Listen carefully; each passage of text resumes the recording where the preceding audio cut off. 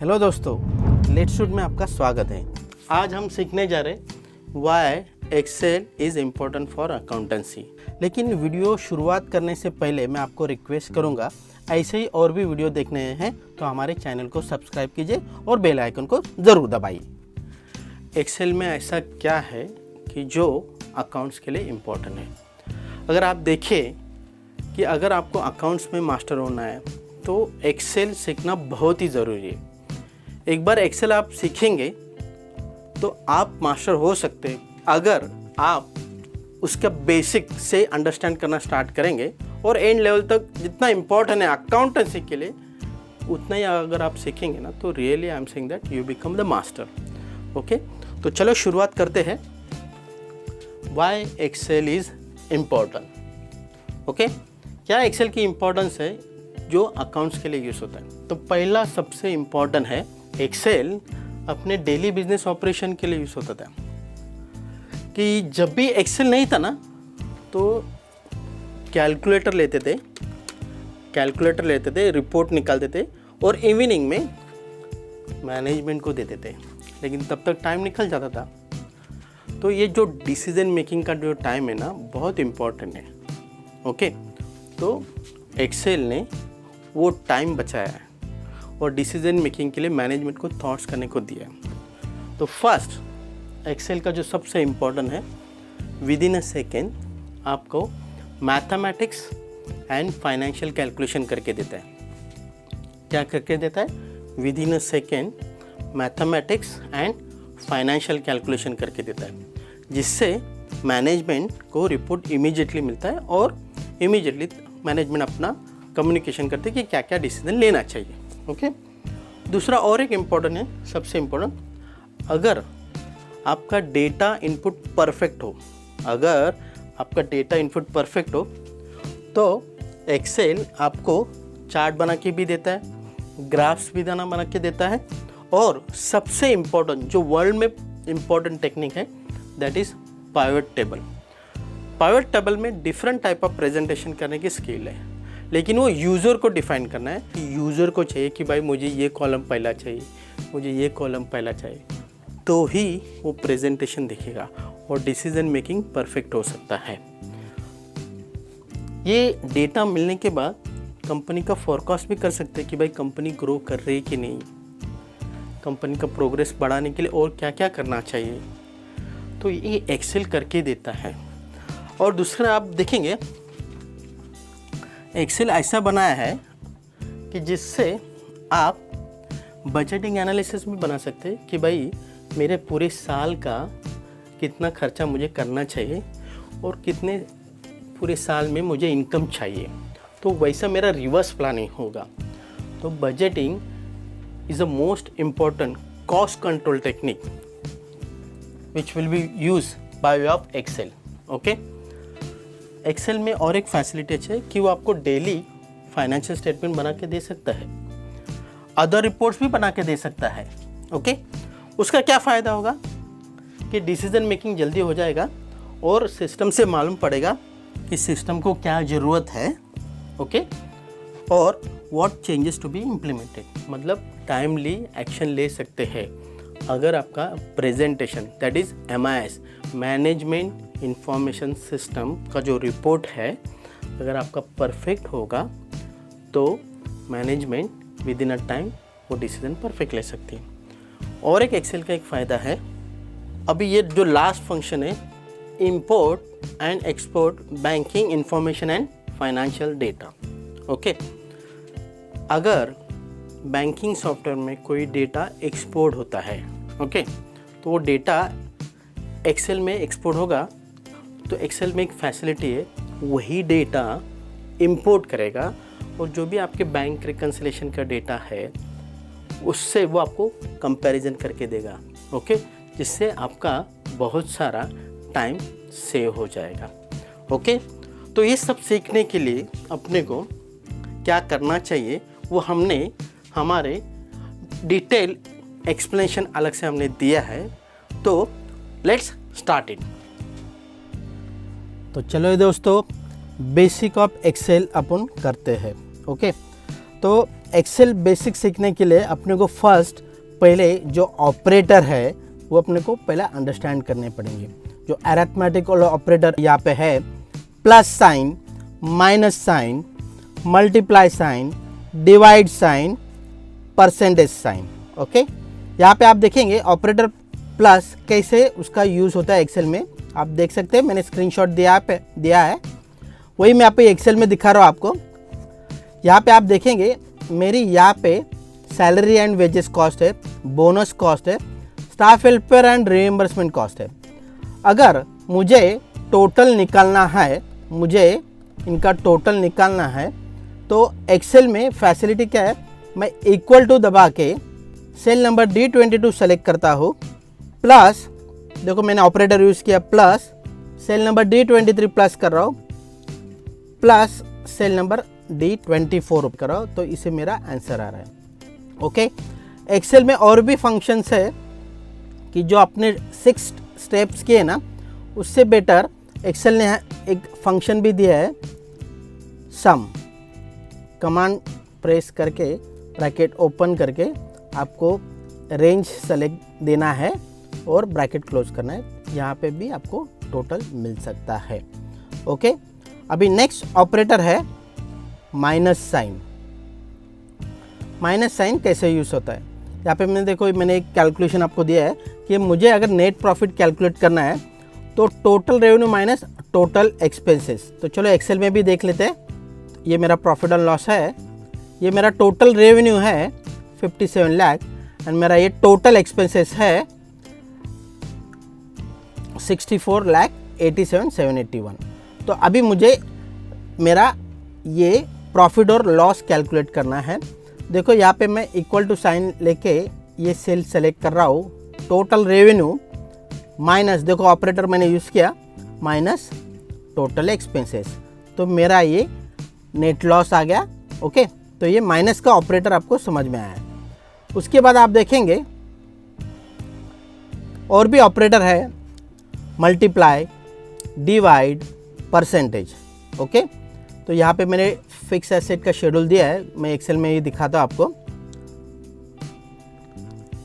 ये अगर मुझे फर्नीचर का डेप्रिसिएशन निकालना है, मुझे फर्नीचर का डेप्रिसिएशन निकालना है।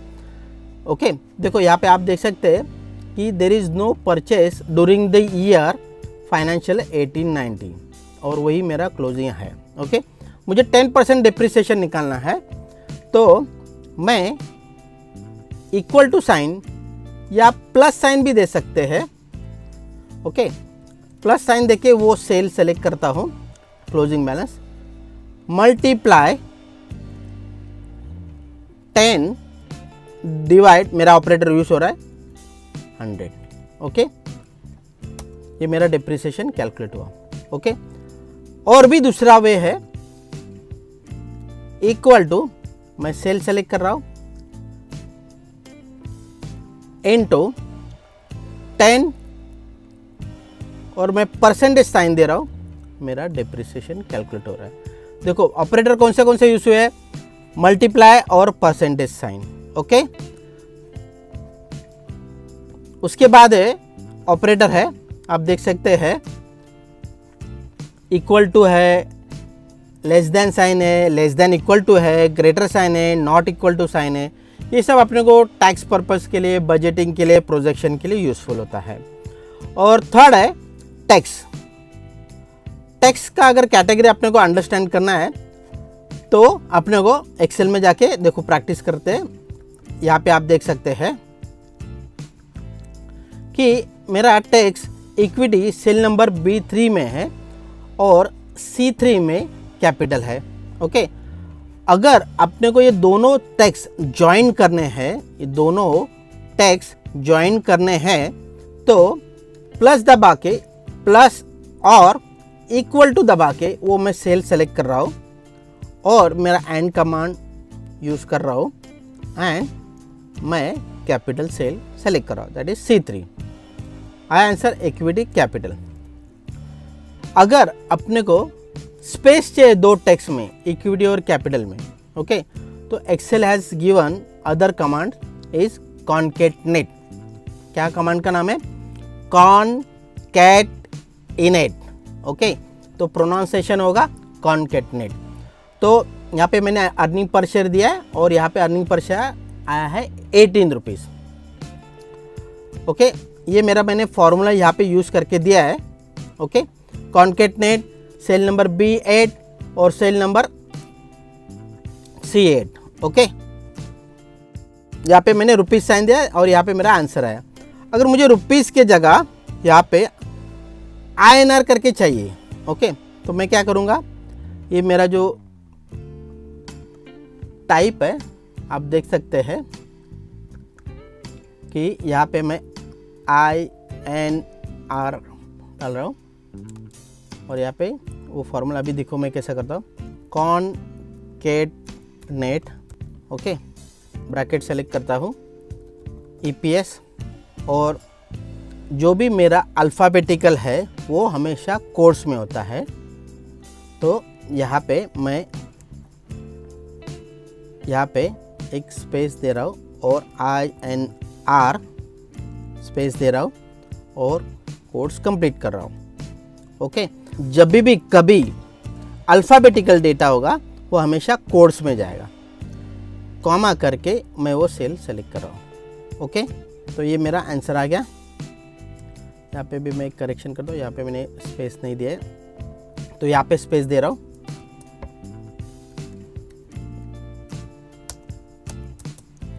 ओके, तो ये मेरा एक्सेल का कमांड प्रेस किया। अभी यहाँ पे देखो, मैं यहाँ पे ना डेटा चेंज कराऊँ 24 रुपीज़। ओके, तो देखो एक्सेल ने चेंज करके इमेज ले दिया। मतलब कॉनकैटनेट का क्या फैसिलिटी है, वो फॉर्मूला भी ज्वाइन करके देता है और आपका टेक्स्ट भी ज्वाइन करके देता है। ये एक्सेल की फैसिलिटी है। ओके, उसके बाद अभी देखेंगे कि there are different type of categories also. Okay, different type of categories also. तो फर्स्ट कैटेगरी है डेट एंड टाइम। ओके, जिसमें बहुत सारे डेट के अलग अलग फंक्शंस है, यूज़ है, जो वीक के लिए, ईयर के लिए, टाइम, डेट सब कैलकुलेट करे, वो MIS के लिए यूज़ होते हैं। उसके बाद एक्सेल में और एक है लॉजिकल फंक्शंस है, एंड है, और है, इफ़ है, टेक्स्ट फंक्शंस और भी है, उसमें अपर केस है, लोअर केस है, प्रॉपर केस है। ओके, लुकअप है, मतलब वी लुकअप करना है, H लुकअप करना है, डेटा सर्च करना है, सम इफ करना है। डेटाबेस फंक्शंस भी है कि जहाँ पे आप एवरेज निकाल सकते हैं, मैक्सिमम निकाल सकते हैं, मिनिमम निकाल सकते हैं एक्सेल में। ओके, डिटेल एक्सप्लेनेशन के बाद हम समरी ऑफ लेक्चर देखते हैं कि आज आपने क्या क्या सीखा। तो पहला आपने क्या सीखा कि एक्सेल में कौन से अरिथमेटिकल ऑपरेटर हैं। तो पहला है प्लस, कैसा आपने देखा ना, कैलकुलेशन करके कैसे दे दें एम्प्लॉय कॉस्ट, माइनस साइन, जिसमें आप total revenue minus total expenses कर दे तो आपको माइनस का मान यूज़ करना पड़ता है। डेप्रिसिएशन कैलकुलेशन के लिए मल्टीप्लाई का साइन यूज़ करना पड़ता है, वो स्टार जो है, डिवाइड साइन, उसके बाद परसेंटेज साइन। ओके, उसके बाद ऑपरेटर है comparison operator, that is equal to, less than sign, less than equal to sign, greater than sign, not equal to sign. जब अपनी लॉजिकल फंक्शन करेंगे ना, तभी ऑपरेटर का यूज़ कैसे होता है वो समझ लेंगे। उसके बाद टेक्स्ट फंक्शन एक्सेल में कैसे यूज़ होता है, अगर दो टेक्स्ट ज्वाइन करने हो तो एंड कमांड यूज़ कर सकते हैं, और अगर अपने को स्पेस चाहिए दो टेक्स्ट के बीच में, या टेक्स्ट और फॉर्मूला दोनों एक ही साथ चाहिए, उससे क्या फ़ायदा होगा, जब भी कभी फॉर्मूला में चेंज होगा और जहाँ कॉनकैटनेट में वो फॉर्मूला यूज़ हुआ तो वहाँ पे वो इमीडिएटली अपडेट होता है। नहीं तो क्या होता है, मैन्युअली अपने टाइप करके डायरी चेंज करना, ओके, गलत हो सकता है। तो कॉनकैटनेट में ये फैसिलिटी है। ओके, तो हमारा जो नेक्स्ट लेक्चर होगा उसमें अपन date and time function cover करने वाले हैं कि कैसे अपने MIS में डेट एंड टाइम फंक्शन रहते हैं। उसके बाद है लॉजिकल फंक्शंस। लॉजिकल फंक्शंस है, इफ़ है, एंड है, और है, कैसे यूज़ करते हैं, ओके, वो अपने को सीखना है। उसके बाद है लुकअप फंक्शंस है, okay, H lookup, V lookup, lookup, Excel command है वो अपने को उसके बाद है database functions. Database function comparison करना है, मिनिमम है, मैक्सिमम है, एवरेज है। तो दोस्तों आज के लिए सिर्फ इतना ही। हमें आशा है आपको आज का टॉपिक समझ आया हो। अगर आपको कोई डाउट हो या क्वेरी हो तो कमेंट सेक्शन में कमेंट करके बता सकते हैं। अगर और आपको वीडियो और हमारे देखने हैं तो हमारे चैनल को